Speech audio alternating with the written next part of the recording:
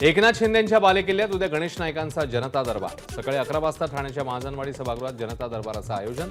बॅनरच्या माध्यमातून भाजपचं जोरदार शक्ती प्रदर्शन। महसूल विभागातील सुनावण्या घेताना एआयचा वापर करणार, निकालपत्रासाठी एआयची मदत घेऊ। नांदेडमध्ये राज्यस्तरीय क्रीडा स्पर्धा समारोप कार्यक्रमात महसूल मंत्री बावनकुळेंची घोषणा। अकोल्याच्या खडकी भागातील महिला आणि बालकल्याण विभागांतर्गत असणाऱ्या वसतिगृहाला आमदार अमोल मिटकरींची अचानक भेट। स्थानिक अधिकारी आणि कर्मचाऱ्यांची धावपळ, वसतिगृहाचा भोंगळ कारभार समोर। पालघरमधील वाड्याच्या पालीमध्ये बनावट नोटांची अदलाबदल, सापळा रचत तिघांना वाडा पोलिसांनी घेतलं ताब्यात। आरोपींकडून 13 लाखांपेक्षा अधिक बनावट रुपयांच्या नोटा जप्त। सिंधुदुर्गच्या दोडामार्ग तालुक्यात गारांसह मुसळधार पाऊस, काजू उत्पादक शेतकरी धास्तावले। पुरंदरमध्ये श्रीनाथ म्हस्कोबा आणि माता जोगेश्वरी देवीच्या यात्रेची सांगता, रंगाच्या शिंपल्याने यात्रेची सांगता।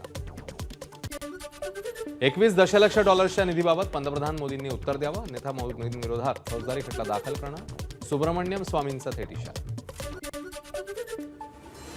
ज्येष्ठ साहित्यिक आणि दूरदर्शनचे माजी वृत्तनिवेदक अनंत भावे यांचं निधन। पुण्यातल्या अथश्री वृद्धाश्रमात घेतला अखेरचा श्वास। मराठी बालसाहित्यात भावे यांचं मोठं योगदान। एबीपी माझा, उघडा डोळे बघा नीट।